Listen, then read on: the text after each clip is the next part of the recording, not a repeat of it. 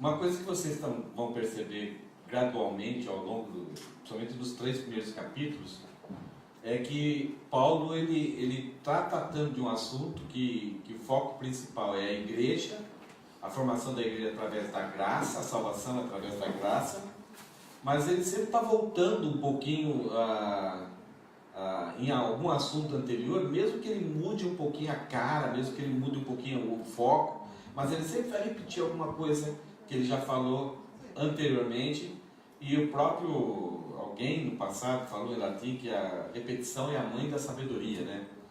Então muitas vezes com os nossos filhos, muitas vezes você tem que repetir e nunca canse de repetir. E ainda peça para ele repetir para você, para ver se ainda ele aprendeu ou sabe realmente a ordem que você deu, o pedido que você deu. Então algumas vezes com os nossos filhos a gente perde a paciência, né? Eu perdi a paciência, agora não perco mais. Mas por causa disso, né? Porque ele fala, eu já não falei. Não, tem que falar de novo.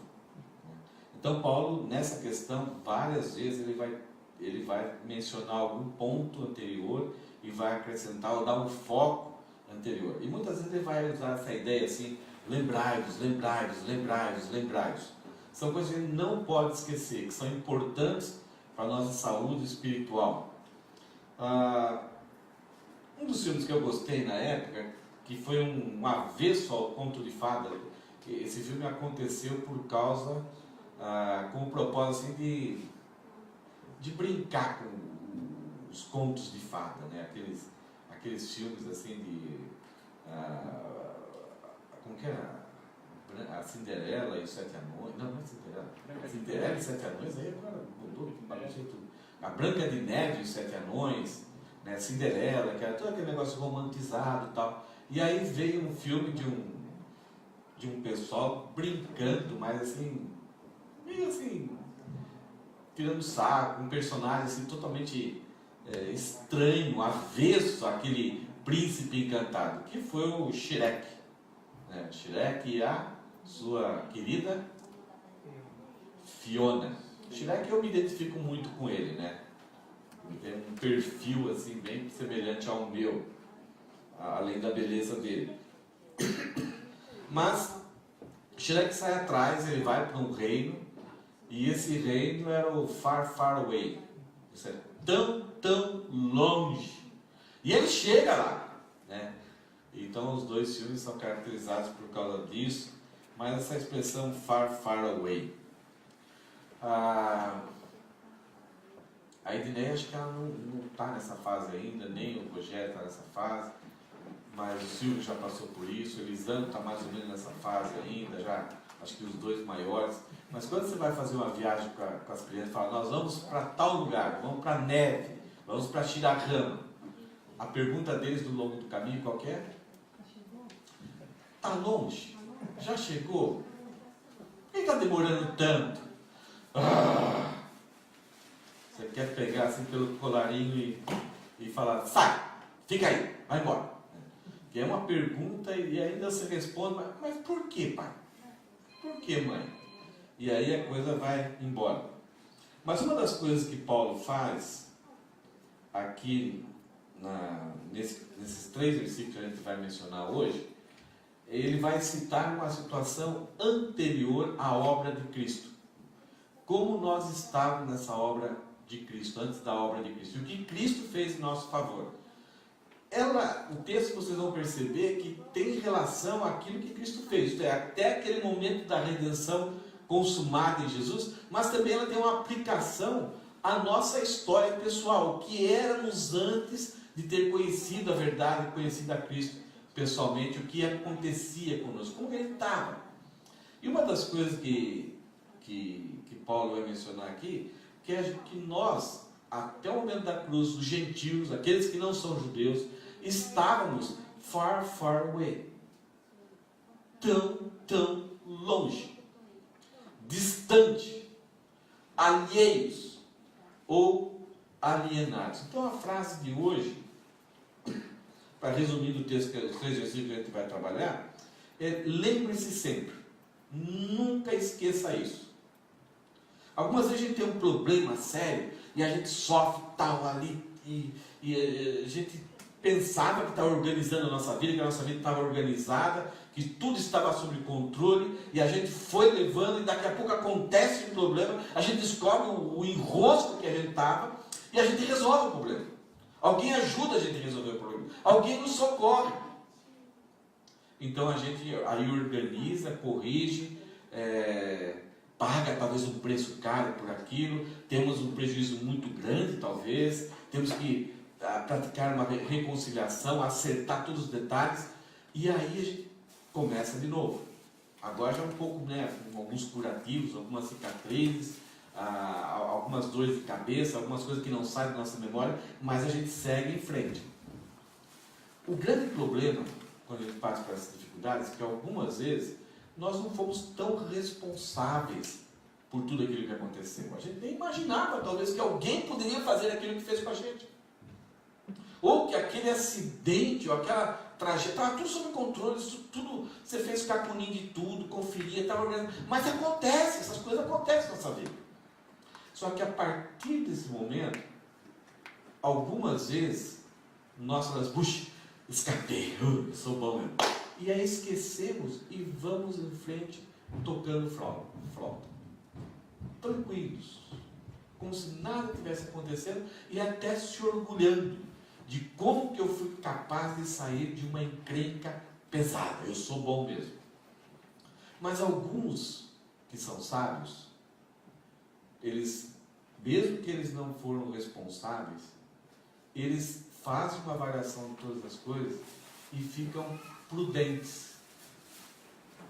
Eles estabelecem alguns novos controles na sua vida para que ao pequeno sinal que antes ele não percebia, que antes você não percebia, qualquer coisinha talvez que você está, qualquer som, qualquer notícia, qualquer descuido, qualquer sinalzinho, você já estabelece uma lista de conferências, de checagem, que quando isso acontecer você vai ligar as antenas. Opa, eu não vou repetir. Então alguns se esquecem rapidamente por passar aquela encrenca, então se esquecem do problema e querem esquecer. Isso é bom, não é ruim. Mas o perigo é quando a gente esquece completamente e não colocamos alguns alertas, alguns alarmes na nossa vida. Então Paulo, ele nos dá essa ideia aqui, nesses 3 versículos. Coloque alarme, isto é, lembre-se sempre, a graça é o caminho que destruiu toda alienação. Você já falou para alguém assim, você é um alienado? Falou isso para alguém? Não. A gente tem pessoas de várias línguas aqui, mas aquele cara é um alienado. E até teve um filme, que eu gostava muito da série de terror, ficar todo apreensivo lá, o Alien. Vem dessa palavra aqui, é um cara, é um ser, é um monstro, de longe.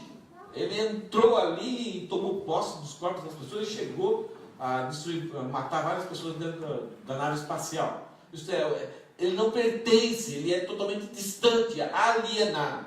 Então, alienado pode se referir a essa questão da distância, ou muitas vezes não pertencer ao grupo, ou não tem conhecimento nenhum, está ali no meio, mas tudo que se pergunta, o cara não sabe nada, ou você muitas vezes não sabe nada, ou você quer entrar num grupo e as pessoas te alienam.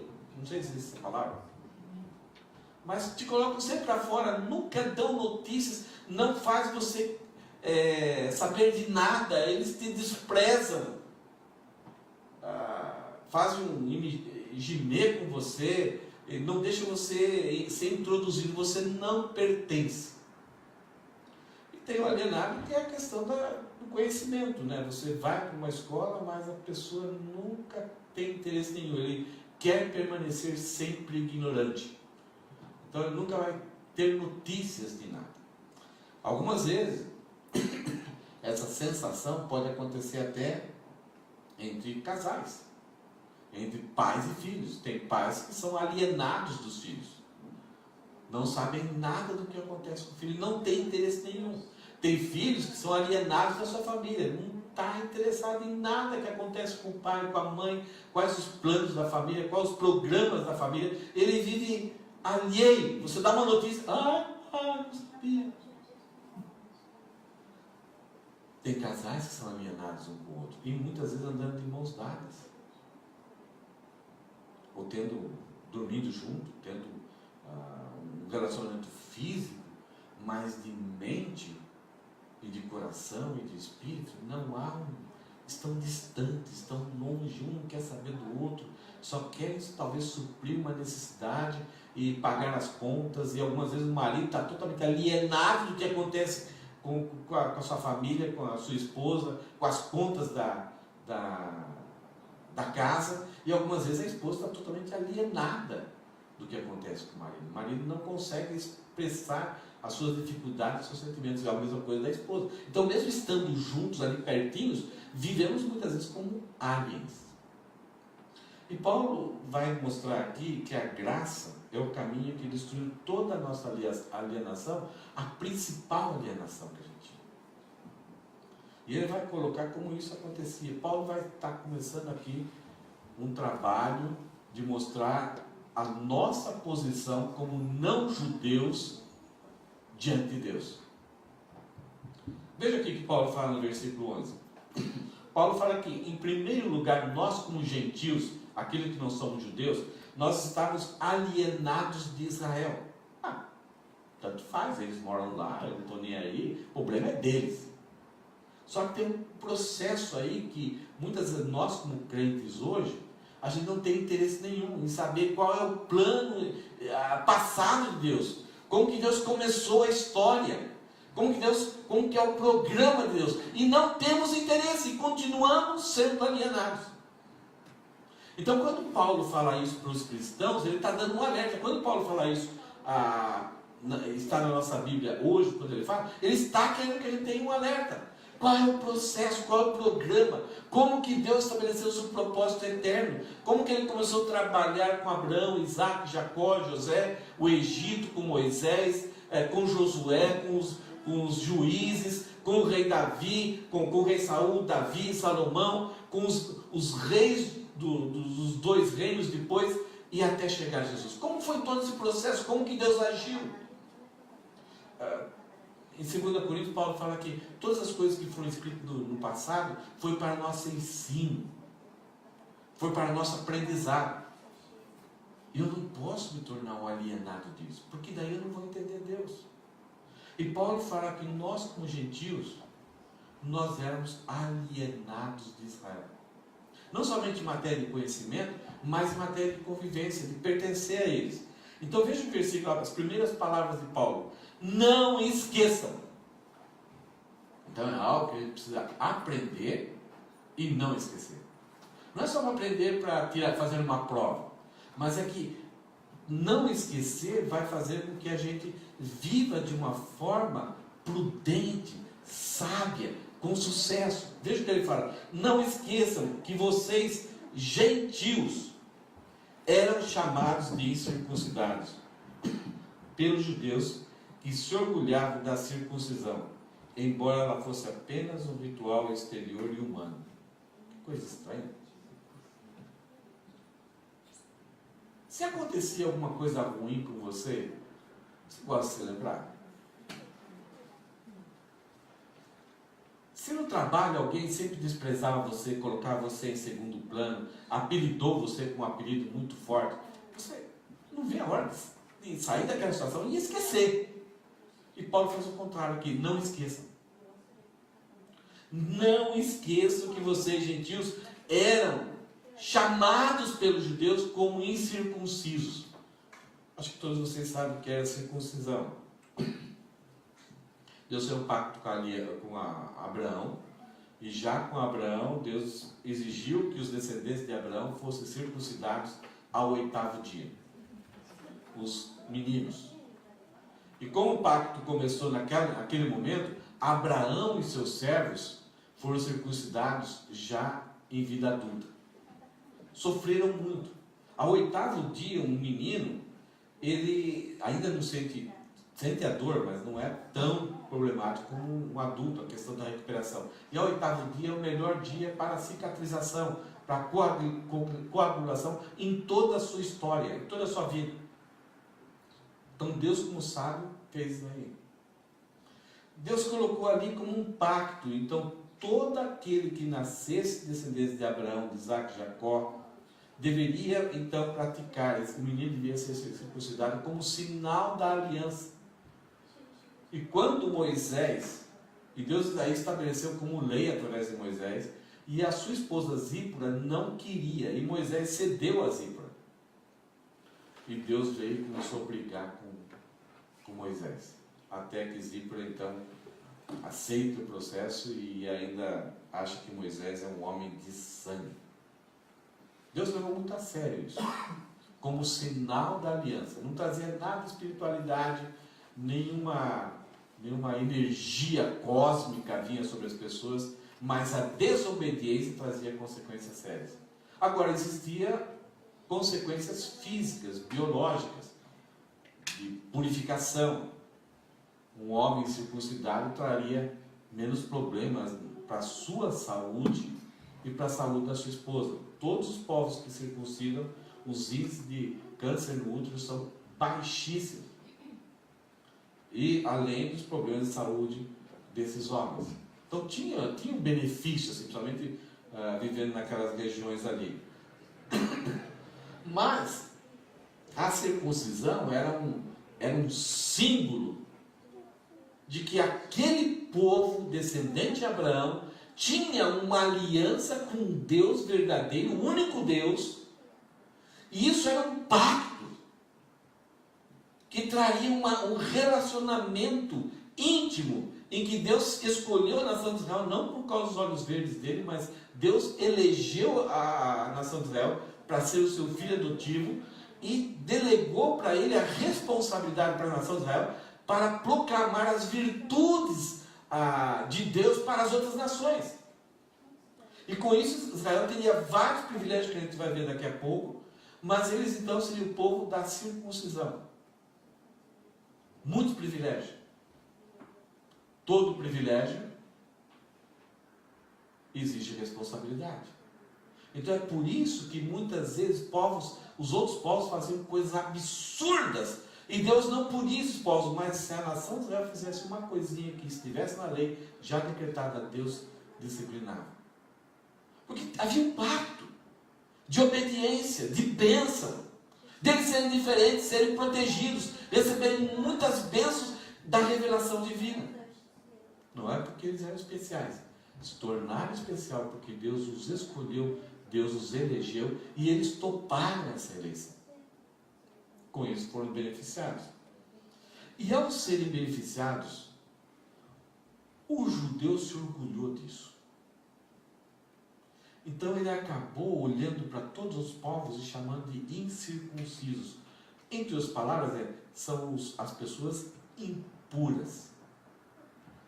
E chegou ao ponto de viverem de um certo nível de comportamento, quando eles encararam aquele sinal da aliança como algo assim tão meritório, como algo tão merecedor, algo como uma proteção, em vez de ser um sinal, porque eles deveriam sempre se lembrar que estavam debaixo de uma aliança de obediência. Não, eles olhavam para esse sinal e nós somos especiais, nós somos os caras.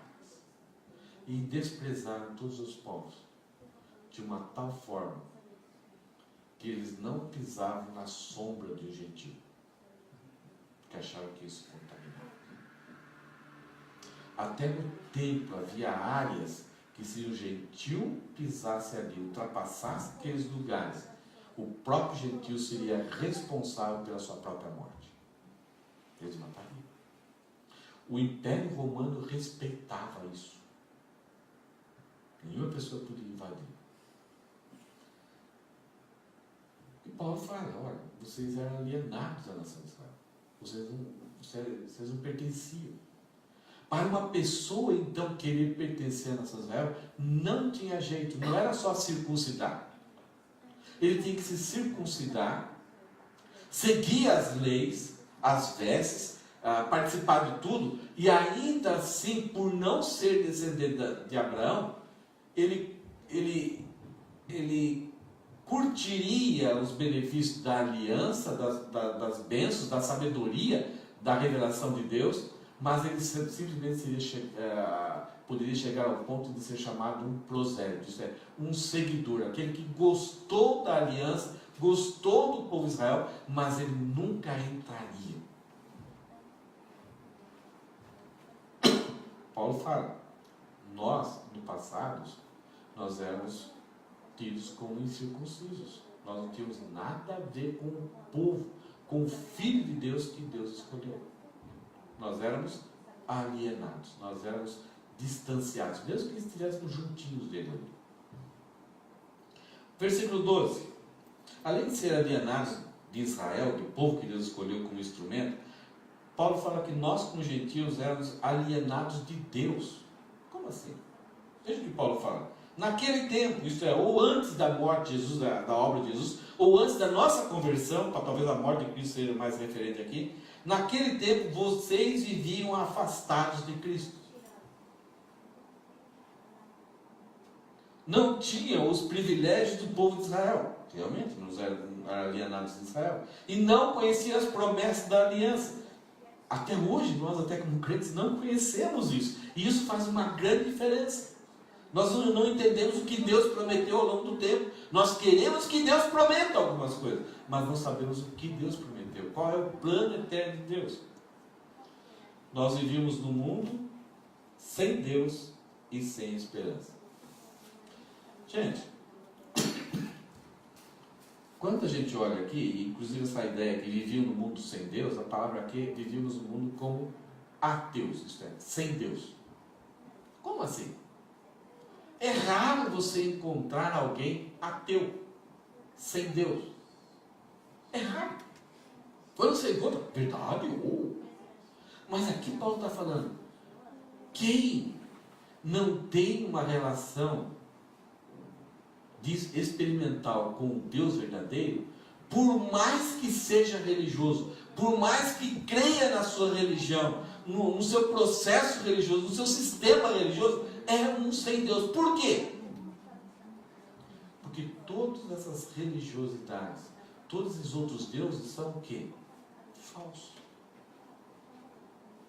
Tem na sua mente, tem no seu coração, tem até no seu sistema de conhecimento a respeito daquela religiosidade, mas é falso, então não é Deus.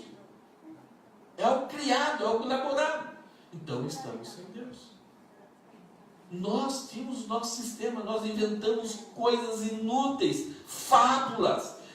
O homem é incrível o que ele inventa para suprir essas necessidades que só Deus pode suprir. E Paulo fala que nós vivemos sem Deus. É o pior estado que o homem pode se encontrar. E por causa que vivemos sem Deus, a consequência é não ter esperança. Nós inventamos sistemas de que explicam o que acontece depois da morte. Reencarnação. Sistemas de julgamentos com não sei quantos juízes divinos. A Coreia, mais ou menos isso. Tem até um filme que fala a respeito de como que é esse julgamento. Você morre e você é colocado num barco com 2 moedas para que o barqueiro te leve ao outro lado.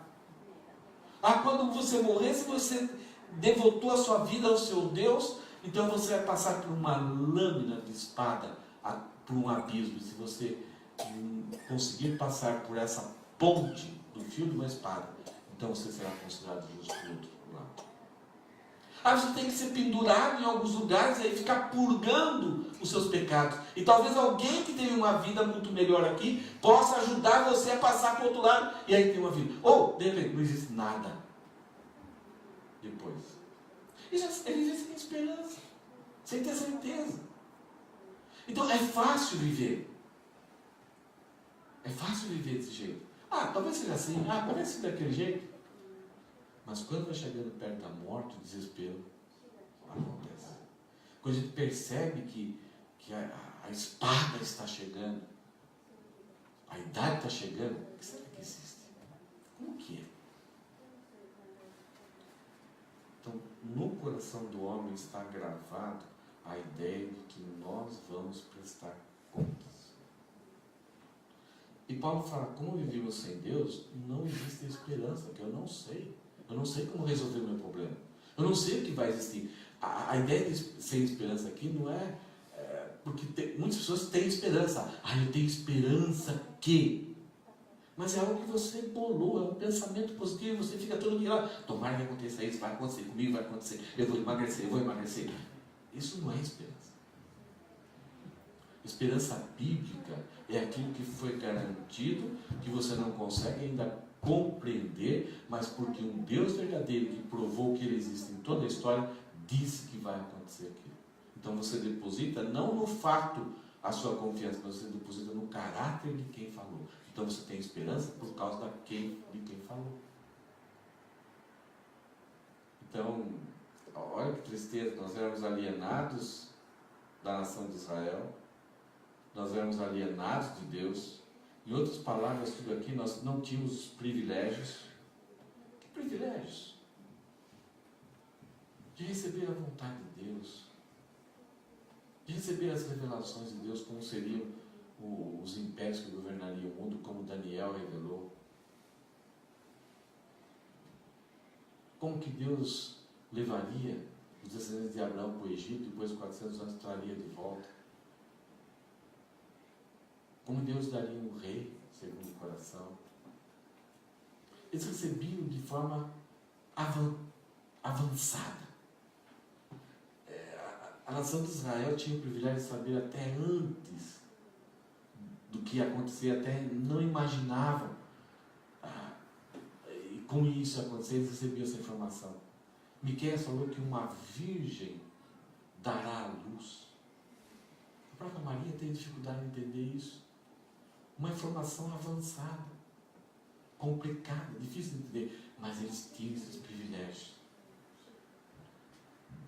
Novas promessas, novas alianças, Deus tudo deixou definido para eles. Eles tiveram dificuldade de entender, muitas vezes nós temos dificuldade de entender, mas nós sabemos ao longo da história que esse Deus poderoso, nosso Deus é poderoso, Ele está no controle da história. Ele decretou alguns fatos que vão acontecer. Nada é por acaso. Tem um ramo de um pouco do cristianismo, até de uns teólogos, que eles falam que Deus é como um relojoeiro. Ele criou o mundo, deu corda, deu no pé e se vira aí. Pernas para que tu quer. Não, está tudo organizado. Nada sai da sua vontade, do seu controle. É gostoso viver assim. Isso é esperança. A maior parte das religiões, eles acham que a história humana é nascer, viver, morrer e voltar ao mesmo ciclo com as mesmas pessoas. É um ciclo infindável, desesperançoso, fatalista. Na história bíblica, nós percebemos que algumas coisas se repetem na vida. As mesmas coisas talvez se repetiram de uma certa forma na vida de algumas pessoas, vão parecidamente se repetir na nossa vida, vão ser parecidamente repetir ao longo da história, mas nós caminhamos por um ponto apoteótico, onde Deus vai ser glorificado, onde nós vamos estar para sempre com Deus, onde o mal será eliminado e a bondade vai ser estabelecida. Então nós caminhamos para essa direção.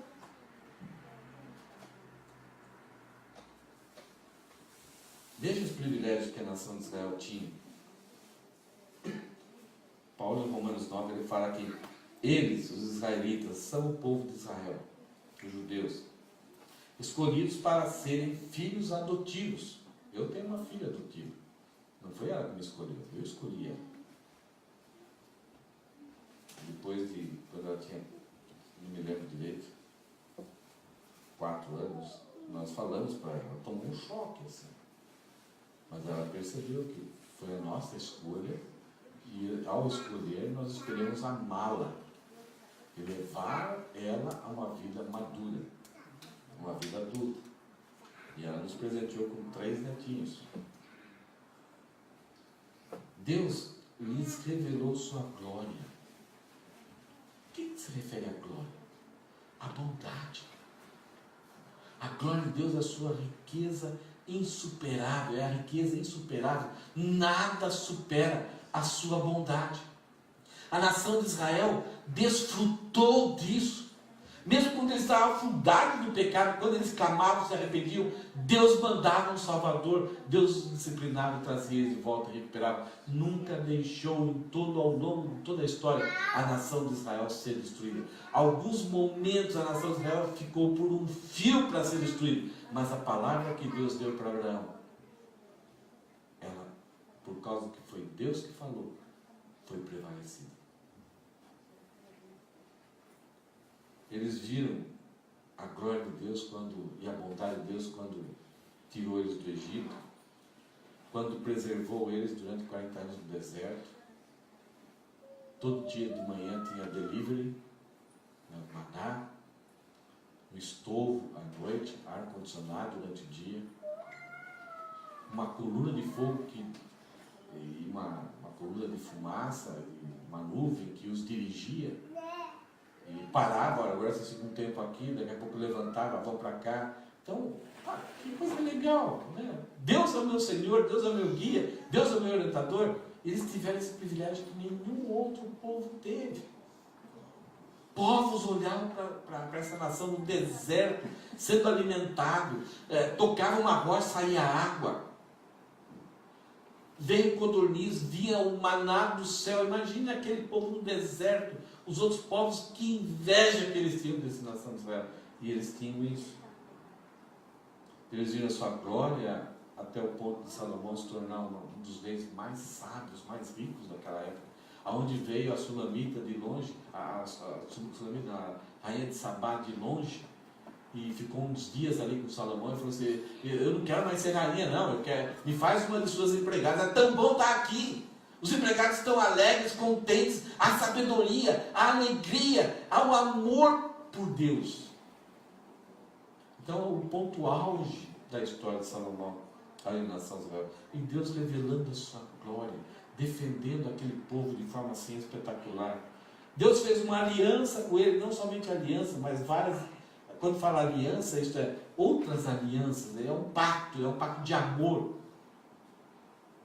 Ele lhes deu sua lei.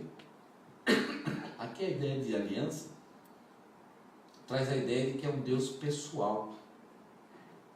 Não é uma energia que você vai para um certo lugar e faz alguns rituais e de forma mágica, você toma posse daquela energia, e aí e os sacerdotes têm propriedades mágicas sobre o nome de Deus, sobre o nome dessa divindade, sobre o nome dessa entidade.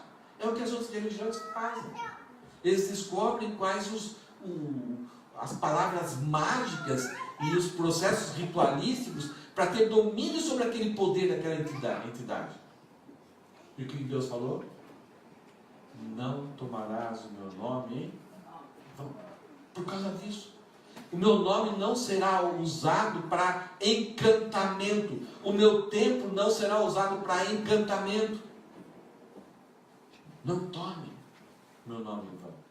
Tudo que perdirdes, eu vos darei.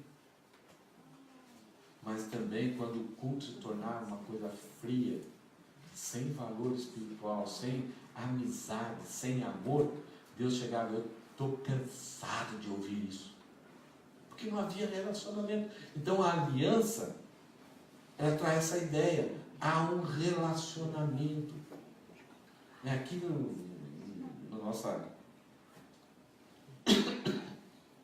região aqui da Ásia, nós estamos chegando a um ponto assim que se está se extrapolando os níveis da humanidade. Jovens, homens, sábios, inteligentes, mas com um vazio tão grande que estão casando com bonecas, casando com hologramas. Como, né? Na Coreia, quando eu cheguei aqui no Japão, tinha garotas que saíam, amarravam um repolho, uma cordinha, e saíam como se estivesse passeando com seus namorados. Que relacionamento, que aliança que eu posso ter com isso daí? E o nosso Deus, ele não é uma imagem, um amuleto, um livro, não é um pedaço de madeira, não é uma velinha, não é um incenso que ali, Deus está ali. Ou eu monto uma capelinha e ali Ele está. Não, nosso Deus é um Deus pessoal. Ele, ao mesmo tempo que é transcendente, Ele está além do mundo criado, mas Ele se revela conosco, Ele está ao nosso lado. E depois da cruz de Cristo, depois da fundação da igreja, a coisa mais fantástica que aconteceu, o que foi? O próprio Deus, na pessoa do Espírito Santo, veio habitar em nós. Um templo horrível. E nós levamos Deus para todo lugar. E Ele sabe tudo que acontece na minha mente. Ele ajuda a minha nova natureza a vencer a batalha contra a velha natureza. Que outra religião traz essa ideia de que o Deus Santo, Criador dos céus e da terra, tabernaculou na figura humana aqui, e ainda assim, para aqueles que creem, vem habitar dentro da sua própria vida. Ele lhes deu a lei. Olha os privilégios da nação de Israel.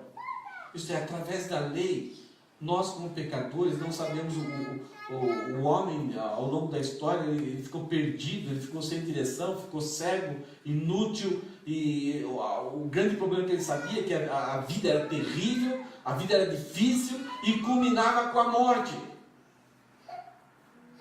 A lei veio explicar isso. A lei veio trazer para nós as razões da morte. Não somente as razões para nos deixar para baixo, mas ela ofereceu um bode expiatório, isto é, alguém que poderia levar para longe o nosso problema, e nós poderíamos ter uma segunda chance. Não uma segunda chance igual a que éramos, mas uma segunda chance que traria definitivamente uma vida perfeita. Outra coisa fantástica que a nação de Israel tinha, que nós não tínhamos, nós não sabíamos, e muitas vezes nem sabemos ainda, né? Eles sabiam, Deus revelou a sua glória, nós como gentios não sabíamos. Os gentios tinham várias coisas assim, viviam por si próprios, tinham seus reinos, eram bem-sucedidos, mas Deus era o rei da nação de Israel. Os gentios tinham pactos entre eles, mas Deus tinha um pacto com a nação de Israel. Os gentios inventavam suas leis, suas formas de regular os mandamentos e as regras dele, mas Deus estabeleceu uma lei justa, perfeita, fantástica. Mas o próprio Deus forneceu para a nação de Israel como que eles deveriam adorar. Enquanto que nós gentios inventamos, deve ser desse jeito, deve ser usar a fitinha aqui, deve tocar o sininho, puxar uma fumacinha, inventamos, mas não temos certeza se aquilo agrada ou não agrada. Agora Deus falou assim, isso agrada. E Ele deixou bem claro, sem expiação, eu nunca vou me agradar. Então, Ele estabeleceu o templo, a forma do templo, o lugar santo, o lugar santíssimo, os objetos que estavam ali para comunicar a sua santidade, o seu poder e a sua redenção. A nação de Israel recebeu isso. E eles também receberam as promessas de Deus. Então nós éramos alienados da nação de Israel e alienados de Deus. Você lembra que na mensagem passada, nas duas mensagens passadas, nós vimos que nós estávamos mortos de delitos e pecados, mas daí teve um mas. Paulo está repetindo aqui. Nós éramos desse jeito, nós éramos alienados de Israel, alienados de Deus, mas, e veja como que Paulo usa um mas agora no versículo 13, ele usa agora, porém, portanto, entretanto, nós estamos em Cristo Jesus.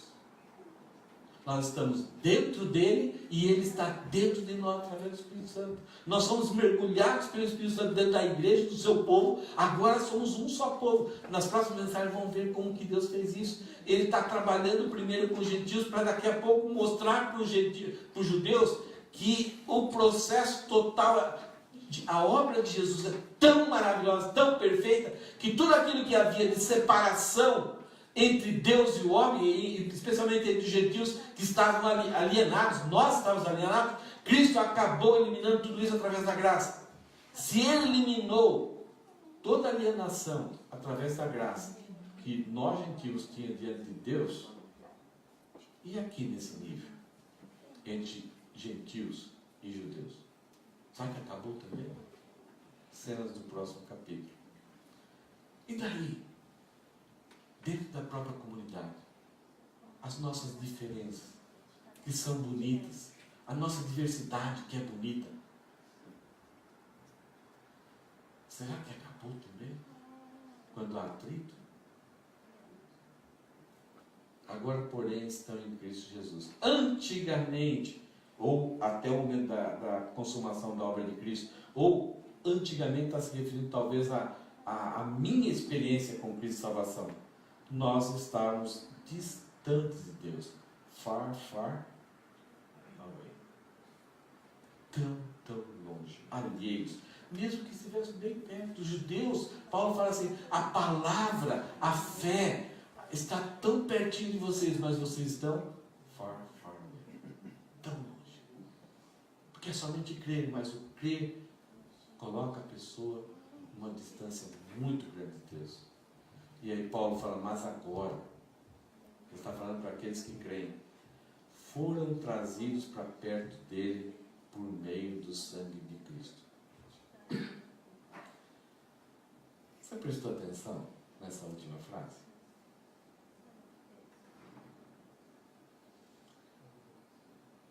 Primeiro, lembre-se, nós estamos alheios a Israel.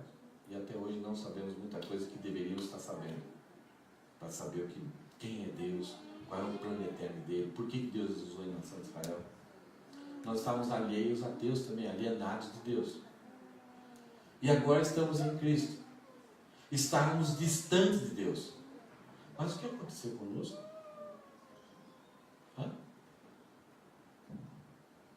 Nós viemos até Jesus. É isso? O que aconteceu? Nós fomos trazidos. Há uma diferença nisso? Paulo falou que nós éramos cegos, nós estávamos mortos em nossos delitos e pecados, e Ele nos regenerou, Ele nos ressuscitou, nos libertou de toda a escravidão, de todo domínio, todo controle do pecado sobre a nossa vida. Aqui Paulo fala que nós estávamos distantes de Deus, far, far away, mas nós fomos pegos lá pelo xereque da vida, né? Pegou, nós fomos trazidos.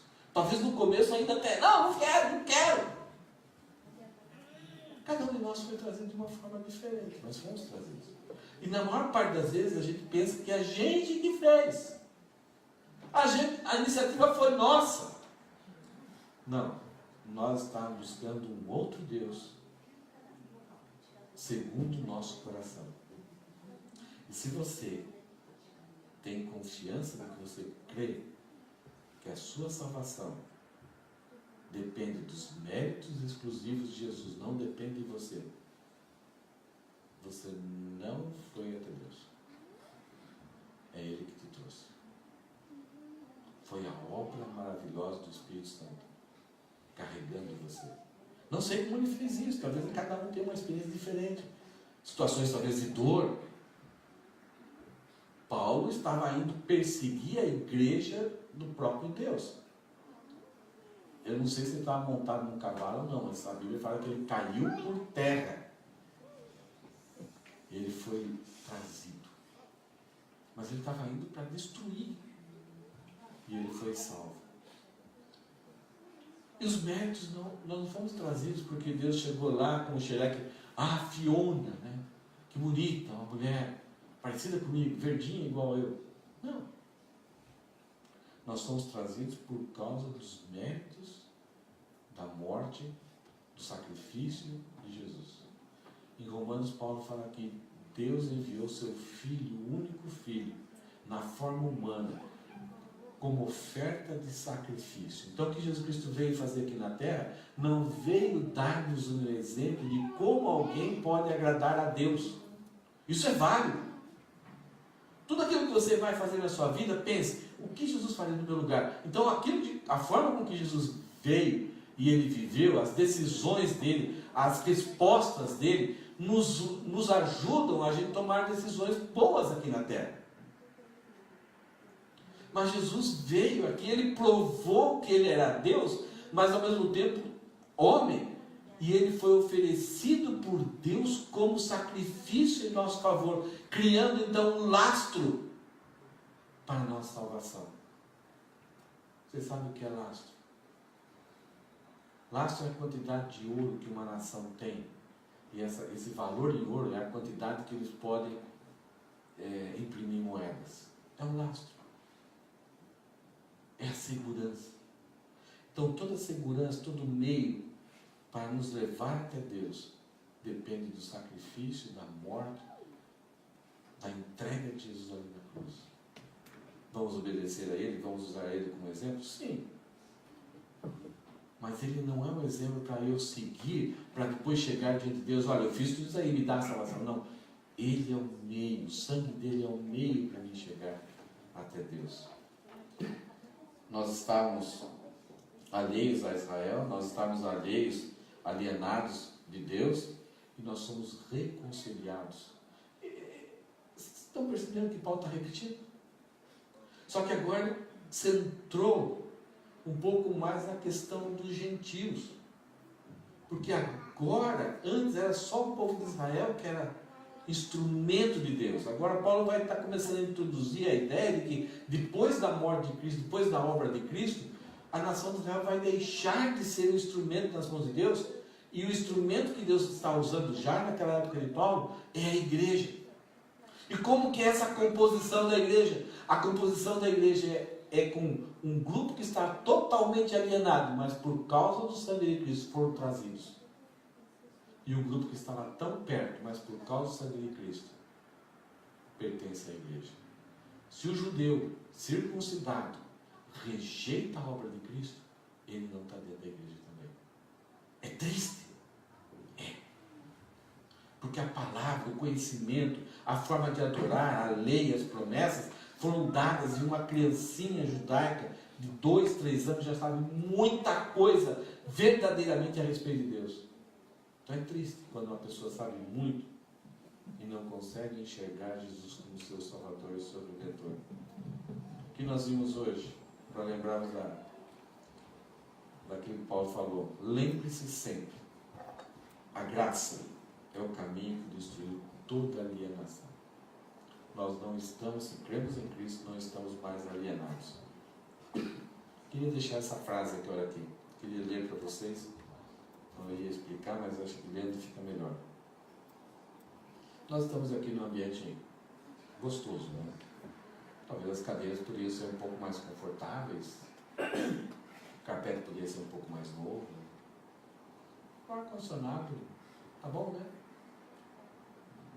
Ninguém está sofrendo.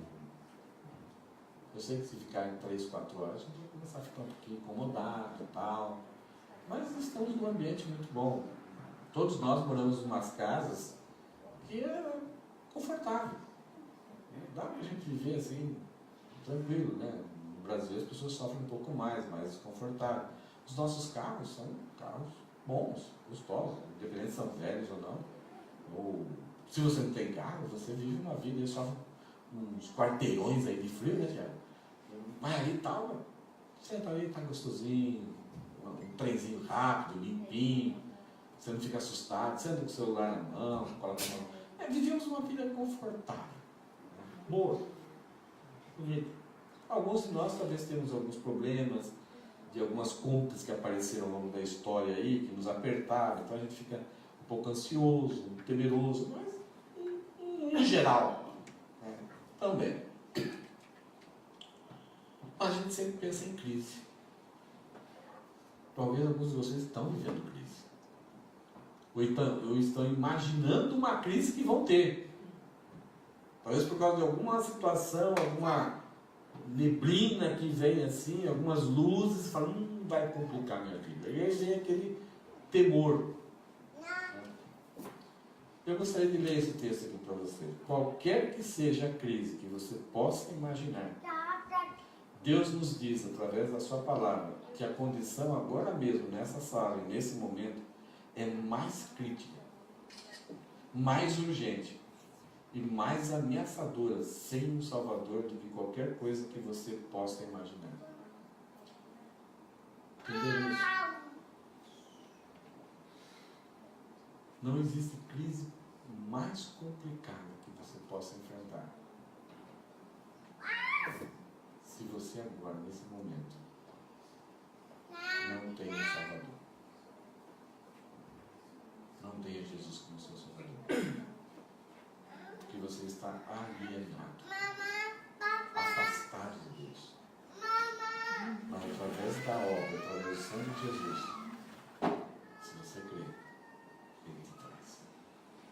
Talvez Ele está te trazendo, para você nem sabe. Mas creia, não espere, se entregue. Ninguém no mundo vai lhe dizer isso. Não existe nenhuma religião que vai lhe dizer isso, que a sua situação sem o Salvador Jesus é uma situação de alienação.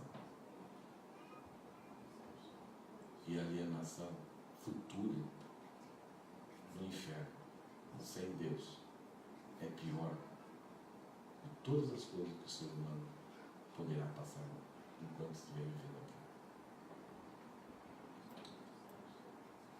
Pense nisso. Se aproxime de Deus. Creia. E talvez você que tem essa segurança, tem essa certeza, desfruta da graça, que ela quebrou toda a alienação, ela destruiu tudo aquilo que era. Nós estamos aproximados de Deus, somos o povo de Deus, e somos agora objetos da aliança, desfrutamos da glória, entendemos como Deus deve ser cultuado, servimos a Deus com nossos bens e talentos. Mas talvez em algum momento você está querendo viver alienado, querendo viver talvez um pouco longe do nosso jeito. Não faça isso. Viva sempre pertinho. Viva junto dele. Desfrute da vontade dele. Se aproxime-se dele. Não corra esse perigo de viver longe de Deus. Silvio, termina o cultural. Senhor nosso Deus, obrigado por essa palavra, por esse momento, essas reflexões que nos ajuda a orientar a cada dia. Obrigado por estar aqui nesta noite, reunidos com os irmãos. Nos abençoa, nos dê força, nós sabemos que a capacidade vem do Senhor. Nos ajuda, Senhor, a prosseguir com perseverança em Cristo Jesus. Obrigado por essa noite e abençoa aqueles que hoje, quem sabe pela primeira vez, ouviram a palavra. Toque no coração, faça sair entendido, Pai, dessa grande responsabilidade. No nome de Jesus, nós oramos. Amém. Temos algumas pessoas hoje aqui, e hoje é aniversário do Léo, então tem umas amiguinhas dele aí, parece. Não sei porque ele só trouxe amiguinhas também. Mas não sei se tem amiguinhos também. Tem que amiguinho? Não sei, o Léo. Você. Ah, é o tio, né? Do Léo, é irmão da Ana. Nós temos duas senhoras aqui, uma moça e uma senhora. Elas são da Universidade de Kobe, né? Mil, ajuda ela a levar mais. 私はブレイス宣教会の会です。 membro da igreja? 私の友達です。ありがとう。で、彼女が健康調査をしています。 Eles frequentam qual? 神戸市、神戸ウェルネスユニバーシティ。 Kobe, né? E elas, a irmã aqui, ela frequenta que grupo? Esse grupo aqui? Não? そうです。 Matriz? Ok. Arigatou gozaimasu. どうもありがとうございます。E elas vão ter um tempo com a gente ainda, por causa da faculdade lá e tal.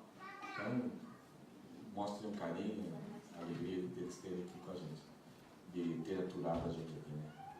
Gente, Deus abençoe. Algum aviso, alguma coisa assim? Então, tranquilos, Deus abençoe, boa semana, estudos bíblicos essa semana. E Rosana está sofrendo lá com os netos, já eles querem dormir com ela direto. A Érica já chegou bem. O Tchum que aterrissou no aeroporto, do aeroporto até a casa dele, veio vomitando. Eu acho que ele já se recuperou, mas eu não sei por que ele passou mal. Ele gostou muito do Brasil, mas não via a hora de chegar aqui. Então, está se divertindo bastante. Ele aprendeu português, então foi bem legal. Então, eu pode conversar um pouquinho com ele.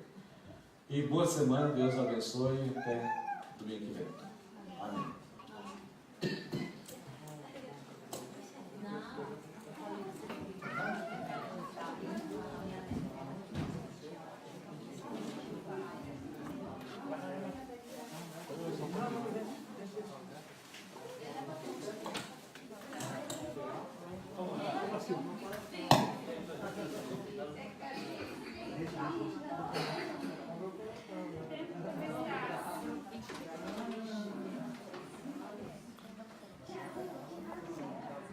Aprendeu ou sabe realmente a ordem que você deu, o pedido que você deu. Então, algumas vezes com os nossos filhos a gente perde a paciência, né? Eu perdi a paciência, agora não perco mais, mas por causa disso, né? Porque ele fala, eu já não falei, não, tem que falar de novo. Então, Paulo, nessa questão, várias vezes ele vai mencionar algum ponto anterior e vai acrescentar ou dar um foco anterior. E muitas vezes ele vai usar essa ideia assim, lembrai-vos. São coisas que a gente não pode esquecer, que são importantes para a nossa saúde espiritual. Um dos filmes que eu gostei na época, que foi um avesso ao conto de fada, esse filme aconteceu por causa, com o propósito assim, de brincar com os contos de fada, né? Aqueles filmes assim como que era? A Cinderela e os Sete Anões. Não é Cinderela. Cinderela e os Sete Anões, aí agora mudou, bagunçou tudo. A Branca de Neve e os Sete Anões, né? Cinderela, que era todo aquele negócio romantizado e tal. E aí veio um filme de um pessoal brincando, mas assim, meio assim, tirando sarro, um personagem assim totalmente estranho, avesso àquele príncipe encantado, que foi o Shrek, né? Shrek e a sua querida Fiona. Shrek, eu me identifico muito com ele, né? Ele tem um perfil assim bem semelhante ao meu, além da beleza dele. Mas Shrek sai atrás, ele vai para um reino, e esse reino era o Far Far Away. Isso é tão longe. E ele chega lá, né? Então os dois filmes são caracterizados por causa disso, mas essa expressão Far Far Away. A Edneia, acho que ela não está nessa fase ainda, nem o Rogério está nessa fase, mas o Silvio já passou por isso, o Elisandro está mais ou menos nessa fase ainda, já acho que os dois maiores. Mas quando você vai fazer uma viagem com as crianças, fala, nós vamos para tal lugar, vamos para a neve, vamos para Shiragama. A pergunta deles do longo do caminho qual que é? Está longe? Já chegou? Por que está demorando tanto? Você quer pegar assim pelo colarinho e falar, sai, fica aí, vai embora. Que é uma pergunta e ainda você responde, mas por que, pai? Por que, mãe? E aí a coisa vai embora. Mas uma das coisas que Paulo faz aqui nesses 3 versículos que a gente vai mencionar hoje, ele vai citar uma situação anterior à obra de Cristo. Como nós estávamos nessa obra de Cristo, antes da obra de Cristo. E o que Cristo fez em nosso favor. O texto vocês vão perceber que tem relação àquilo que Cristo fez. Isto é, até aquele momento da redenção consumada em Jesus, mas também ela tem uma aplicação à nossa história pessoal, o que éramos antes de ter conhecido a verdade, conhecido a Cristo pessoalmente, o que acontecia conosco, como ele estava. E uma das coisas que Paulo vai mencionar aqui, que é que nós, até o momento da cruz, os gentios, aqueles que não são judeus, estávamos far, far away. Tão longe, distante, alheios ou alienados. Então a frase de hoje, para resumir o texto, os 3 versículos que a gente vai trabalhar, é: lembre-se sempre, nunca esqueça isso. Algumas vezes a gente tem um problema sério e a gente sofre tal ali e a gente pensava que estava organizando a nossa vida, que a nossa vida estava organizada, que tudo estava sob controle, e a gente foi levando, e daqui a pouco acontece um problema, a gente descobre o enrosco que a gente estava, e a gente resolve o problema. Alguém ajuda a gente a resolver o problema, alguém nos socorre. Então a gente aí organiza, corrige, paga talvez um preço caro por aquilo, temos um prejuízo muito grande talvez, temos que praticar uma reconciliação, acertar todos os detalhes, e aí a gente começa de novo. Agora já um pouco, com alguns curativos, algumas cicatrizes, algumas dores de cabeça, algumas coisas que não saem da nossa memória, mas a gente segue em frente.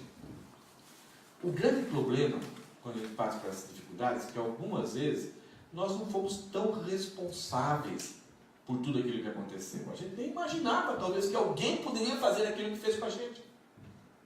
Ou que aquele acidente, ou aquela tragédia, estava tudo sob controle, tudo, você fez capunim de tudo, conferia, estava organizado. Mas acontece, essas coisas acontecem na nossa vida. Só que a partir desse momento, algumas vezes, nós falamos, puxa, escapei, eu sou bom mesmo.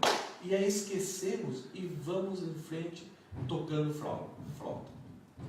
Tranquilos, como se nada tivesse acontecendo e até se orgulhando de como que eu fui capaz de sair de uma encrenca pesada. Eu sou bom mesmo. Mas alguns que são sábios, eles, mesmo que eles não foram responsáveis, eles fazem uma avaliação de todas as coisas e ficam prudentes. Eles estabelecem alguns novos controles na sua vida para que, ao pequeno sinal que antes ele não percebia, que antes você não percebia, qualquer coisinha talvez que você está, qualquer som, qualquer notícia, qualquer descuido, qualquer sinalzinho, você já estabelece uma lista de conferências, de checagem, e quando isso acontecer você vai ligar as antenas. Opa, eu não vou repetir.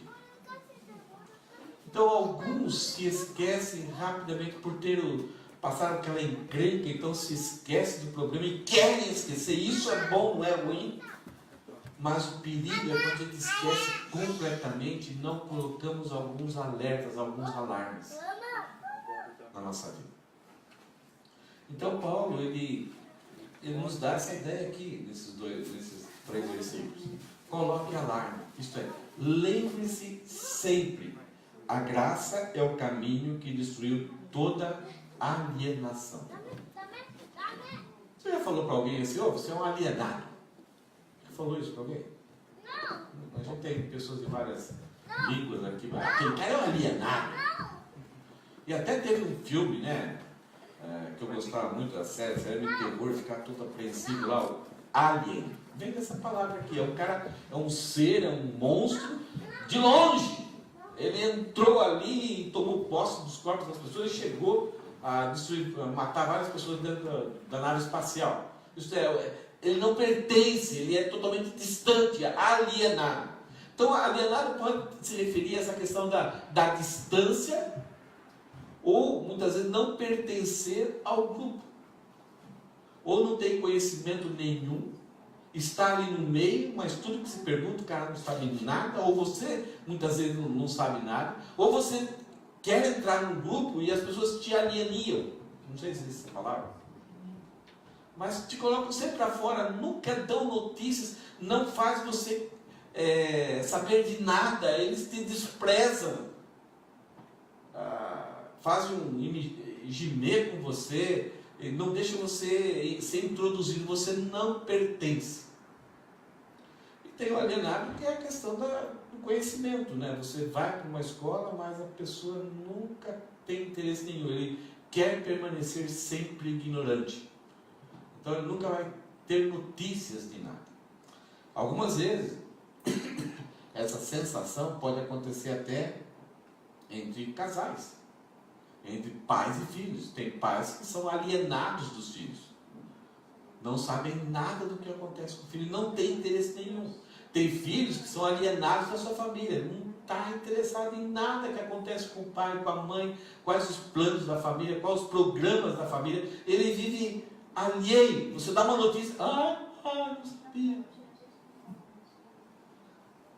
Tem casais que são alienados um com o outro, e muitas vezes andando de mãos dadas, ou dormindo junto, tendo um relacionamento físico, mas de mente e de coração e de espírito, estão distantes, estão longe, um não quer saber do outro, só quer talvez suprir uma necessidade e pagar as contas, e algumas vezes o marido está totalmente alienado do que acontece com a sua família, com a sua esposa, com as contas da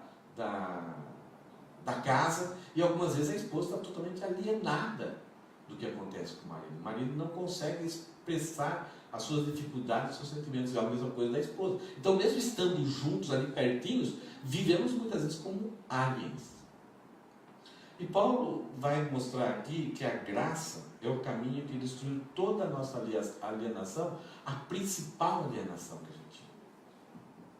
E ele vai colocar como isso acontecia. Paulo vai estar começando aqui um trabalho de mostrar a nossa posição como não-judeus diante de Deus. Veja aqui que Paulo fala no versículo 11. Paulo fala que, em primeiro lugar, nós como gentios, aqueles que não somos judeus, nós estamos alienados de Israel. Tanto faz, eles moram lá, eu não estou nem aí, o problema é deles.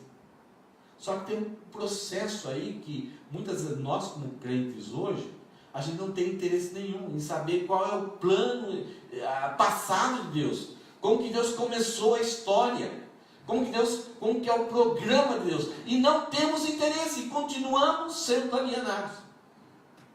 Então, quando Paulo fala isso para os cristãos, ele está dando um alerta. Quando Paulo fala isso, está na nossa Bíblia hoje, quando ele fala, ele está querendo que a gente tenha um alerta. Qual é o processo, qual é o programa, como que Deus estabeleceu o seu propósito eterno, como que ele começou a trabalhar com Abraão, Isaac, Jacó, José, o Egito com Moisés, com Josué, com os juízes, com o rei Davi, com o rei Saul, Davi, Salomão, com os reis dos dois reinos depois, e até chegar a Jesus. Como foi todo esse processo? Como que Deus agiu? Em 2 Coríntios, Paulo fala que todas as coisas que foram escritas no passado foi para nosso ensino, foi para nosso aprendizado. E eu não posso me tornar um alienado disso, porque daí eu não vou entender Deus. E Paulo fala que nós, como gentios, nós éramos alienados de Israel. Não somente em matéria de conhecimento, mas em matéria de convivência, de pertencer a eles. Então veja o versículo, as primeiras palavras de Paulo. Não esqueçam. Então é algo que a gente precisa aprender e não esquecer.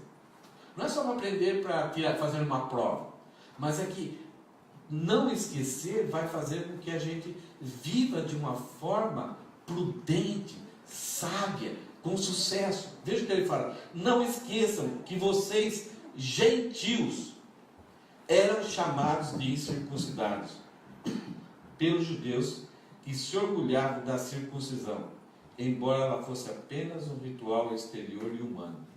Que coisa estranha. Se acontecia alguma coisa ruim com você, você gosta de celebrar? Se no trabalho alguém sempre desprezava você, colocava você em segundo plano, apelidou você com um apelido muito forte, você não vê a hora de sair daquela situação e esquecer. E Paulo faz o contrário aqui, não esqueçam. Não esqueçam que vocês, gentios, eram chamados pelos judeus como incircuncisos. Acho que todos vocês sabem o que é a circuncisão. Deus fez um pacto com Abraão, e já com Abraão, Deus exigiu que os descendentes de Abraão fossem circuncidados ao 8º dia. Os meninos. E como o pacto começou naquele momento, Abraão e seus servos foram circuncidados já em vida adulta. Sofreram muito. Ao 8º dia, um menino, ele ainda não sente a dor, mas não é tão problemático como um adulto, a questão da recuperação. E ao 8º dia é o melhor dia para a cicatrização, para a coagulação em toda a sua história, em toda a sua vida. Então Deus, como sábio, fez isso aí. Deus colocou ali como um pacto. Então todo aquele que nascesse descendente de Abraão, de Isaac, de Jacó, deveria então praticar, esse menino devia ser circuncidado como sinal da aliança. E quando Moisés, e Deus aí estabeleceu como lei através de Moisés, e a sua esposa Zípora não queria, e Moisés cedeu a Zípora. E Deus veio e começou a brigar com Moisés, até que Zípora então aceita o processo e ainda acha que Moisés é um homem de sangue. Deus levou muito a sério isso, como sinal da aliança. Não trazia nada de espiritualidade, nenhuma energia cósmica vinha sobre as pessoas, mas a desobediência trazia consequências sérias. Agora, existia consequências físicas, biológicas, de purificação. Um homem circuncidado traria menos problemas para a sua saúde e para a saúde da sua esposa. Todos os povos que circuncidam, os índices de câncer no útero são baixíssimos. E além dos problemas de saúde desses homens. Então tinha um benefício, assim, principalmente vivendo naquelas regiões ali. Mas a circuncisão era um símbolo de que aquele povo descendente de Abraão tinha uma aliança com um Deus verdadeiro, o único Deus, e isso era um pacto que traria um relacionamento íntimo, em que Deus escolheu a nação de Israel, não por causa dos olhos verdes dele, mas Deus elegeu a nação de Israel para ser o seu filho adotivo e delegou para ele a responsabilidade para a nação de Israel para proclamar as virtudes de Deus para as outras nações. E com isso Israel teria vários privilégios que a gente vai ver daqui a pouco, mas eles então seriam o povo da circuncisão. Muito privilégio. Todo privilégio exige responsabilidade. Então é por isso que muitas vezes os outros povos faziam coisas absurdas e Deus não punia esses povos, mas se a nação de Israel fizesse uma coisinha que estivesse na lei já decretada, Deus disciplinava. Porque havia um pacto de obediência, de bênção, deles serem diferentes, serem protegidos, receberem muitas bênçãos da revelação divina. Não é porque eles eram especiais, se tornaram especial porque Deus os escolheu, Deus os elegeu e eles toparam essa eleição. Com isso foram beneficiados. E ao serem beneficiados, o judeu se orgulhou disso. Então ele acabou olhando para todos os povos e chamando de incircuncisos. Entre as palavras, são as pessoas impuras. E chegou ao ponto de viverem de um certo nível de comportamento, quando eles encararam aquele sinal da aliança como algo assim tão meritório, como algo tão merecedor, algo como uma proteção, em vez de ser um sinal que eles deveriam sempre se lembrar que estavam debaixo de uma aliança de obediência. Não, eles olhavam aquele sinal e nós somos especiais, nós somos os caras. E desprezaram todos os povos de uma tal forma que eles não pisavam na sombra de um gentil, porque achavam que isso contaminava. Até no templo havia áreas que se o gentil pisasse ali, ultrapassasse aqueles lugares, o próprio gentil seria responsável pela sua própria morte. Eles matariam. O Império Romano respeitava isso. Nenhuma pessoa podia invadir. E Paulo fala, olha, vocês eram alienados da nação de Israel. Vocês não pertenciam. Para uma pessoa, então, querer pertencer à nação de Israel, não tinha jeito, não era só circuncidar. Ele tinha que se circuncidar, seguir as leis, as vestes, participar de tudo, e ainda assim, por não ser descendente de Abraão, ele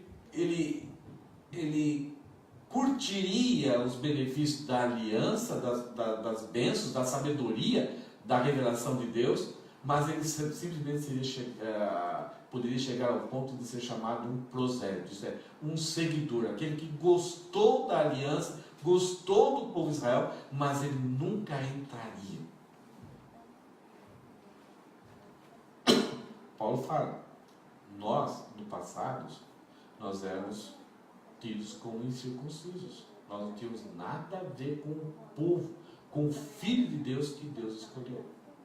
Nós éramos alienados, nós éramos distanciados, mesmo que estivéssemos juntinhos dele. Versículo 12. Além de ser alienados de Israel, do povo que Deus escolheu como instrumento, Paulo fala que nós, como gentios, éramos alienados de Deus. Como assim? Veja o que Paulo fala. Naquele tempo, isto é, ou antes da morte de Jesus, da obra de Jesus, ou antes da nossa conversão, talvez a morte de Cristo seja mais referente aqui, naquele tempo vocês viviam afastados de Cristo. Não tinham os privilégios do povo de Israel. Realmente, não eram alienados de Israel. E não conheciam as promessas da aliança. Até hoje, nós até como crentes não conhecemos isso. E isso faz uma grande diferença. Nós não entendemos o que Deus prometeu ao longo do tempo. Nós queremos que Deus prometa algumas coisas, mas não sabemos o que Deus prometeu. Qual é o plano eterno de Deus? Nós vivíamos no mundo sem Deus e sem esperança. Gente, quando a gente olha aqui, inclusive essa ideia que viviam no mundo sem Deus, a palavra aqui, vivíamos no mundo como ateus, isto é, sem Deus. Como assim? É raro você encontrar alguém ateu, sem Deus. É raro. Quando você encontra, verdade, mas aqui Paulo está falando, quem não tem uma relação experimental com o Deus verdadeiro, por mais que seja religioso, por mais que creia na sua religião, no seu processo religioso, no seu sistema religioso, é um sem Deus. Por quê? Porque todas essas religiosidades, todos os outros deuses são o quê? Falsos. Tem na sua mente, tem no seu coração, tem até no seu sistema de conhecimento a respeito daquela religiosidade, mas é falso, então não é Deus. É o criado, é o elaborado. Então estamos sem Deus. Nós tínhamos o nosso sistema, nós inventamos coisas inúteis, fábulas. O homem é incrível o que ele inventa para suprir essas necessidades que só Deus pode suprir. E Paulo fala que nós vivemos sem Deus. É o pior estado que o homem pode se encontrar. E por causa que vivemos sem Deus, a consequência é não ter esperança. Nós inventamos sistemas de que explicam o que acontece depois da morte. Reencarnação. Sistemas de julgamentos com não sei quantos juízes divinos. A Coreia, mais ou menos isso. Tem até um filme que fala a respeito de como que é esse julgamento. Você morre, você é colocado num barco com 2 moedas para que o barqueiro te leve ao outro lado. Quando você morrer, se você devotou a sua vida ao seu Deus, então você vai passar por uma lâmina de espada, por um abismo. Se você conseguir passar por essa ponte do fio de uma espada, então você será considerado justo do outro lado. Aí você tem que ser pendurado em alguns lugares e aí ficar purgando os seus pecados. E talvez alguém que teve uma vida muito melhor aqui possa ajudar você a passar para o outro lado e aí tem uma vida. Ou, de repente, não existe nada depois. E já vive sem esperança, sem ter certeza. Então é fácil viver. É fácil viver desse jeito. Talvez seja assim, talvez seja daquele jeito. Mas quando vai chegando perto da morte, o desespero acontece. Quando a gente percebe que a espada está chegando, a idade está chegando, o que será que existe? Como que é? Então, no coração do homem está gravado a ideia de que nós vamos prestar contas. E Paulo fala, como vivemos sem Deus, não existe esperança, que eu não sei. Eu não sei como resolver o meu problema. Eu não sei o que vai existir. A ideia de sem esperança aqui não é... porque muitas pessoas têm esperança. Eu tenho esperança que... Mas é algo que você bolou, é um pensamento positivo, você fica todo dia lá, tomara que aconteça isso, vai acontecer comigo, vai acontecer, eu vou emagrecer. Isso não é esperança. Esperança bíblica é aquilo que foi garantido, que você não consegue ainda compreender, mas porque um Deus verdadeiro que provou que ele existe em toda a história, disse que vai acontecer aquilo. Então você deposita não no fato a sua confiança, mas você deposita no caráter de quem falou. Então você tem esperança por causa de quem falou. Então, olha que tristeza, nós éramos alienados da nação de Israel, nós éramos alienados de Deus. Em outras palavras, tudo aqui, nós não tínhamos os privilégios. Que privilégios? De receber a vontade de Deus, de receber as revelações de Deus, como seriam os impérios que governariam o mundo, como Daniel revelou. Como que Deus levaria os descendentes de Abraão para o Egito, depois de 400 anos traria de volta. Como Deus daria um rei, segundo o coração. Eles recebiam de forma avançada. A nação de Israel tinha o privilégio de saber até antes do que ia acontecer, até não imaginavam. E como isso ia acontecer, eles recebiam essa informação. Miqueias falou que uma virgem dará à luz. A própria Maria tem dificuldade em entender isso.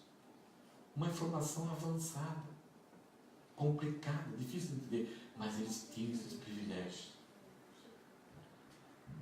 Novas promessas, novas alianças, Deus tudo deixou definido para eles. Eles tiveram dificuldade de entender, muitas vezes nós temos dificuldade de entender, mas nós sabemos ao longo da história que esse Deus poderoso, nosso Deus é poderoso, Ele está no controle da história. Ele decretou alguns fatos que vão acontecer. Nada é por acaso.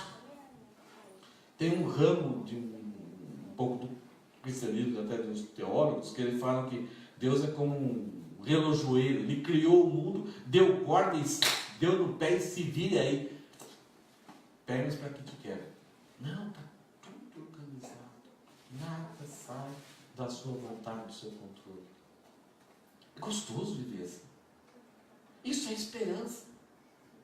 A maior parte das religiões, eles acham que a história humana é nascer, viver, morrer e voltar ao mesmo ciclo com as mesmas pessoas. É um ciclo infindável, desesperançoso, fatalista. Na história bíblica, nós percebemos que algumas coisas se repetem na vida. As mesmas coisas talvez se repetiram de uma certa forma na vida de algumas pessoas, vão parecidamente se repetir na nossa vida, vão ser parecidamente repetir ao longo da história, mas nós caminhamos por um ponto apoteótico, onde Deus vai ser glorificado, onde nós vamos estar para sempre com Deus, onde o mal será eliminado e a bondade vai ser estabelecida. Então nós caminhamos para essa direção.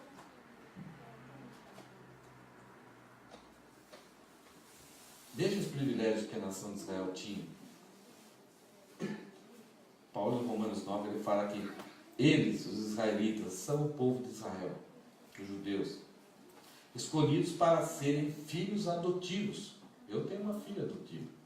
Não foi ela que me escolheu, eu escolhi ela.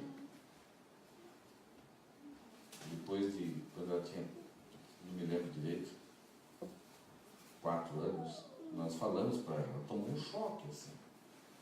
Mas ela percebeu que foi a nossa escolha, e ao escolher, nós escolhemos amá-la, e levar ela a uma vida madura, uma vida adulta. E ela nos presenteou com 3 netinhos. Deus lhes revelou sua glória. O que se refere à glória? A bondade. A glória de Deus é a sua riqueza insuperável, é a riqueza insuperável. Nada supera a sua bondade. A nação de Israel desfrutou disso. Mesmo quando eles estavam afundados no pecado, quando eles clamavam, se arrependiam, Deus mandava um Salvador, Deus disciplinava e trazia eles de volta e recuperava. Nunca deixou ao longo de toda a história a nação de Israel ser destruída. Alguns momentos a nação de Israel ficou por um fio para ser destruída, mas a palavra que Deus deu para Abraão, ela, por causa que foi Deus que falou, foi prevalecida. Eles viram a glória de Deus e a bondade de Deus quando tirou eles do Egito, quando preservou eles durante 40 anos no deserto. Todo dia de manhã tinha delivery, maná, um estovo à noite, ar-condicionado durante o dia, uma coluna de fogo e uma coluna de fumaça, e uma nuvem que os dirigia. E parava, agora vocês ficam um tempo aqui, daqui a pouco levantava, vão para cá.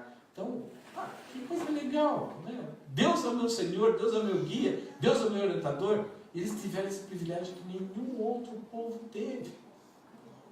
Povos olhavam para essa nação no deserto, sendo alimentado, tocavam uma rocha, saía água.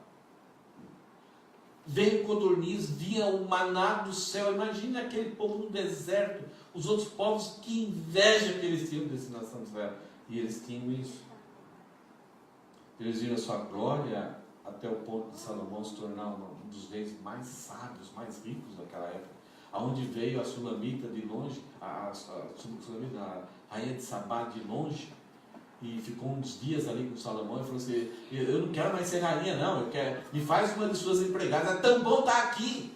Os empregados estão alegres, contentes, a sabedoria, a alegria, há o amor por Deus. Então, o ponto auge da história de Salomão, a nação de Israel, e Deus revelando a sua glória, defendendo aquele povo de forma assim espetacular. Deus fez uma aliança com ele, não somente aliança, mas várias. Quando fala aliança, isto é, outras alianças, é um pacto de amor. Ele lhes deu sua lei. Aqui a ideia de aliança traz a ideia de que é um Deus pessoal.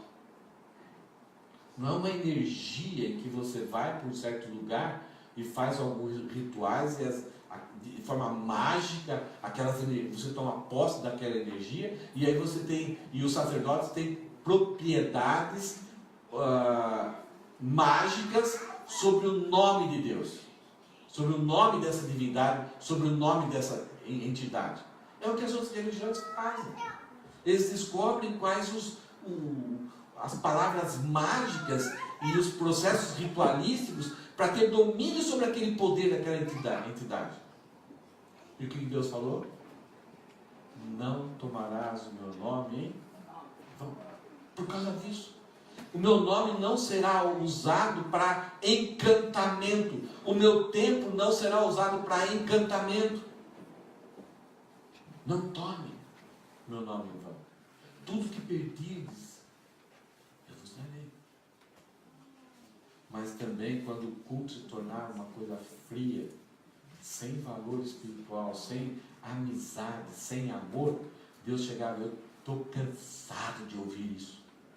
Porque não havia relacionamento. Então a aliança, ela traz essa ideia. Há um relacionamento. Aqui na nossa região aqui da Ásia, nós estamos chegando a um ponto assim que que se está se extrapolando os níveis da humanidade. Jovens, homens, sábios, inteligentes, mas com um vazio tão grande que estão casando com bonecas, casando com hologramas. Como, né? Na Coreia, quando eu cheguei aqui no Japão, tinha garotas que saíam, amarravam um repolho, uma cordinha, e saíam como se estivesse passando com seus namorados. Que relacionamento, que aliança que eu posso ter com isso daí?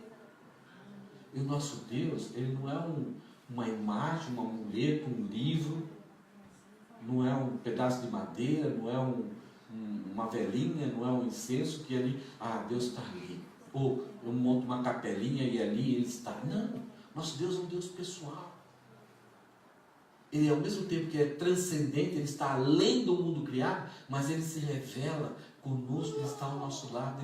E depois da cruz de Cristo, depois da fundação da igreja, a coisa mais fantástica que aconteceu, o que foi? O próprio Deus, na pessoa do Espírito Santo, veio habitar em nós. Um templo horrível. E nós levamos Deus para todo lugar. E Ele sabe tudo que acontece na minha mente. Ele ajuda a minha nova natureza a vencer a batalha contra a velha natureza. Que outra religião traz essa ideia de que o Deus Santo, Criador dos céus e da terra, tabernaculou na figura humana aqui, e ainda assim, para aqueles que creem, vem habitar dentro da sua própria vida. Ele lhes deu a lei. Olha os privilégios da nação de Israel. Isto é, através da lei, nós como pecadores não sabemos, o homem ao longo da história, ele ficou perdido, ele ficou sem direção, ficou cego, inútil, e o grande problema que ele sabia é que a vida era terrível, a vida era difícil e culminava com a morte. A lei veio explicar isso. A lei veio trazer para nós as razões da morte. Não somente as razões para nos deixar para baixo, mas ela ofereceu um bode expiatório, isto é, alguém que poderia levar para longe o nosso problema, e nós poderíamos ter uma segunda chance. Não uma segunda chance igual a que éramos, mas uma segunda chance que traria definitivamente uma vida perfeita. Outra coisa fantástica que a nação de Israel tinha, que nós não tínhamos, nós não sabíamos, e muitas vezes nem sabemos ainda, né? Eles sabiam, Deus revelou a sua glória, nós como gentios não sabíamos. Os gentios tinham várias coisas assim, viviam por si próprios, tinham seus reinos, eram bem-sucedidos, mas Deus era o rei da nação de Israel. Os gentios tinham pactos entre eles, mas Deus tinha um pacto com a nação de Israel. Os gentios inventavam suas leis, suas formas de regular os mandamentos e as regras dele, mas Deus estabeleceu uma lei justa, perfeita, fantástica. Mas o próprio Deus forneceu para a nação de Israel como que eles deveriam adorar. Enquanto que nós gentios inventamos, deve ser desse jeito, deve ser usar a fitinha aqui, deve tocar o sininho, puxar uma fumacinha, inventamos, mas não temos certeza se aquilo agrada ou não agrada. Agora Deus falou assim, isso agrada. E Ele deixou bem claro, sem expiação, eu nunca vou me agradar. Então, Ele estabeleceu o templo, a forma do templo, o lugar santo, o lugar santíssimo, os objetos que estavam ali para comunicar a sua santidade, o seu poder e a sua redenção. A nação de Israel recebeu isso. E eles também receberam as promessas de Deus. Então nós éramos alienados da nação de Israel e alienados de Deus. Você lembra que na mensagem passada, nas duas mensagens passadas, nós vimos que nós estávamos mortos em delitos e pecados, mas daí teve um mas. Paulo está repetindo aqui. Nós éramos desse jeito, nós éramos alienados de Israel, alienados de Deus, mas, e veja como que Paulo não usa um mas agora no versículo 13, ele usa agora. Porém, portanto, entretanto, nós estamos em Cristo Jesus. Nós estamos dentro dele e ele está dentro de nós através do Espírito Santo. Nós somos mergulhados pelo Espírito Santo dentro da igreja, do seu povo. Agora somos um só povo. Nas próximas mensagens vamos ver como que Deus fez isso. Ele está trabalhando primeiro com os gentios para daqui a pouco mostrar para os judeus que o processo total, a obra de Jesus é tão maravilhosa, tão perfeita, que tudo aquilo que havia de separação entre Deus e o homem, e especialmente entre os gentios que estavam alienados, nós estávamos alienados, Cristo acabou eliminando tudo isso através da graça. Se Ele eliminou toda alienação através da graça que nós gentios tínhamos diante de Deus, e aqui nesse nível, entre gentios e judeus, sabe que acabou também? Cenas do próximo capítulo. E daí?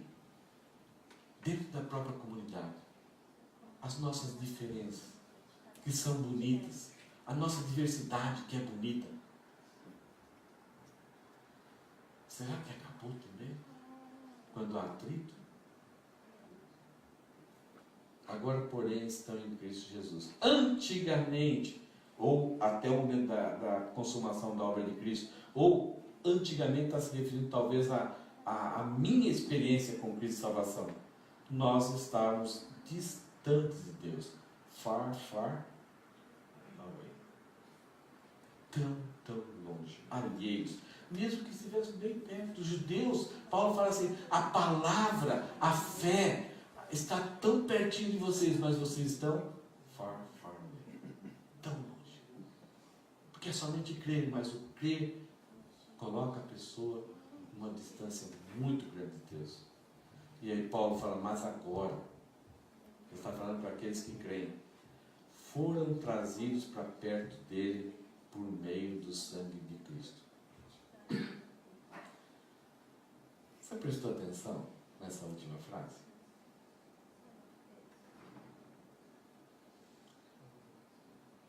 Primeiro, lembre-se, nós estamos alheios a Israel. E até hoje não sabemos muita coisa que deveríamos estar sabendo. Para saber quem é Deus, qual é o plano eterno dele, por que Deus usou a nação de Israel. Nós estávamos alheios a Deus também, alienados de Deus. E agora estamos em Cristo. Estávamos distantes de Deus. Mas o que aconteceu conosco?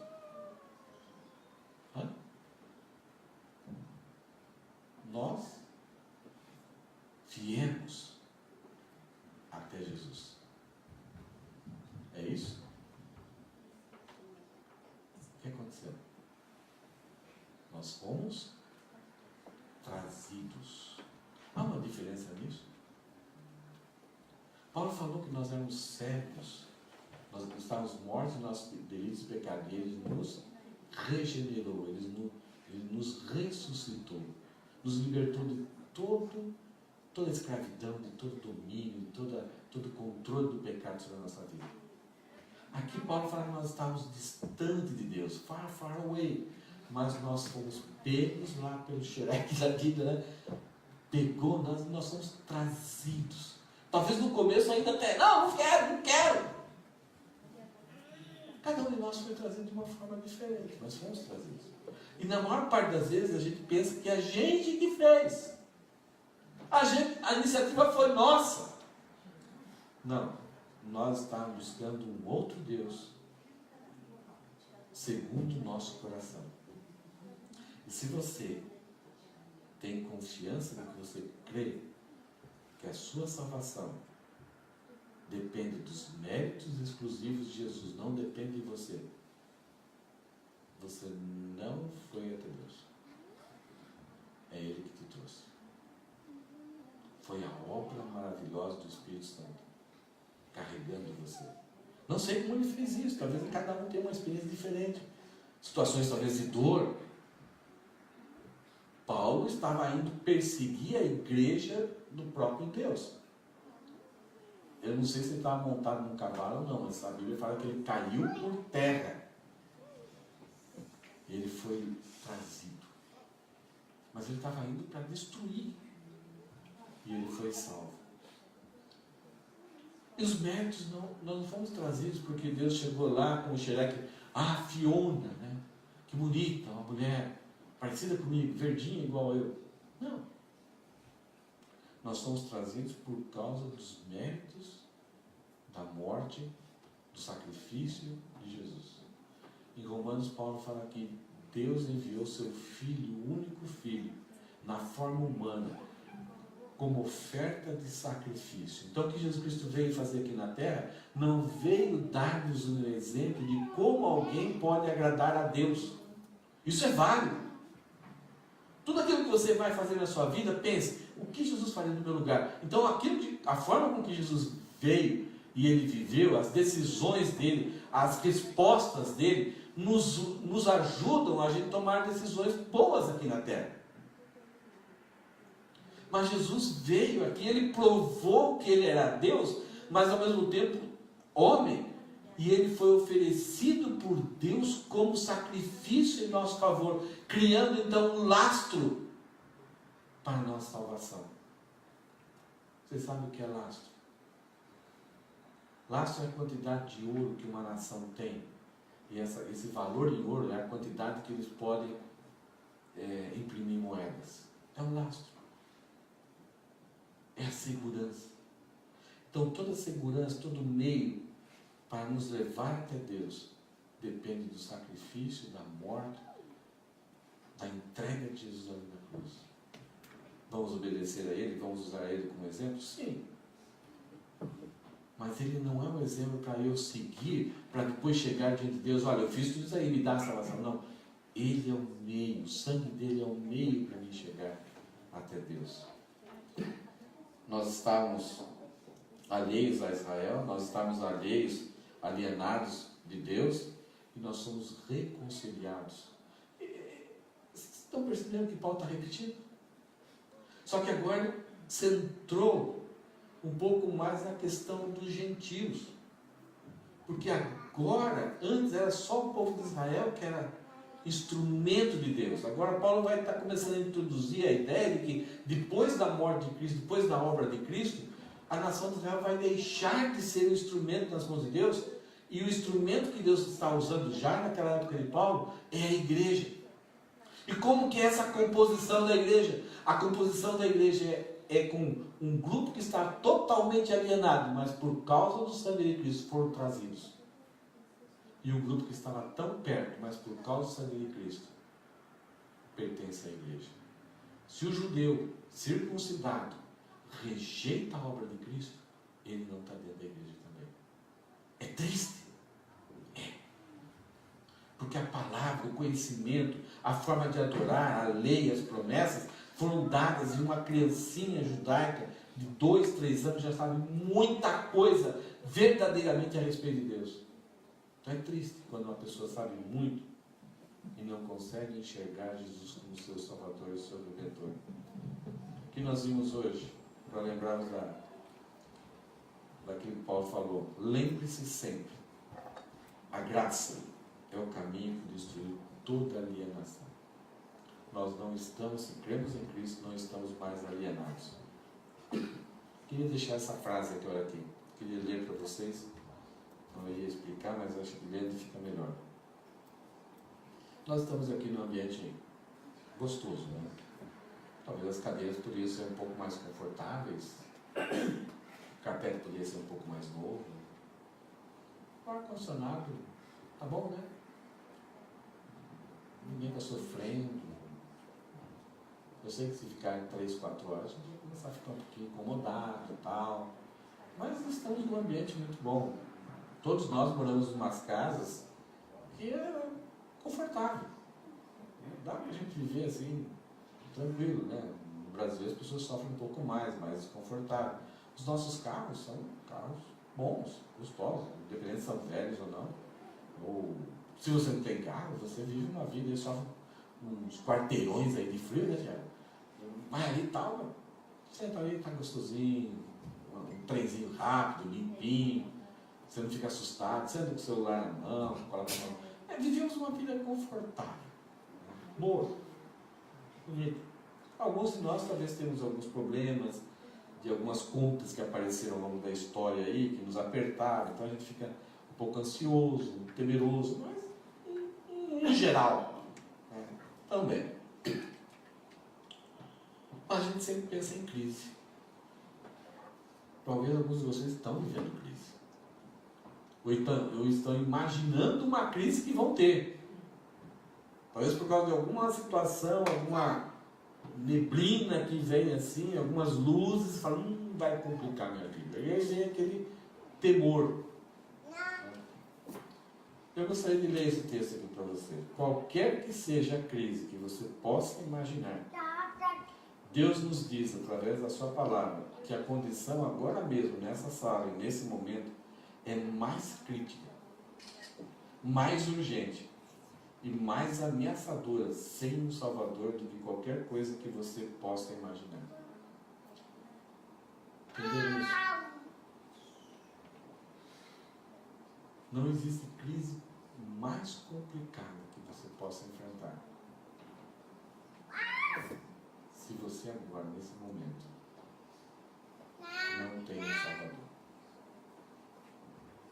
não tenha Jesus como seu Salvador, porque você está alienado, afastado de Deus. Mas através da obra, através do sangue de Jesus, se você crer, Ele te traz. Talvez Ele está te trazendo, você nem sabe.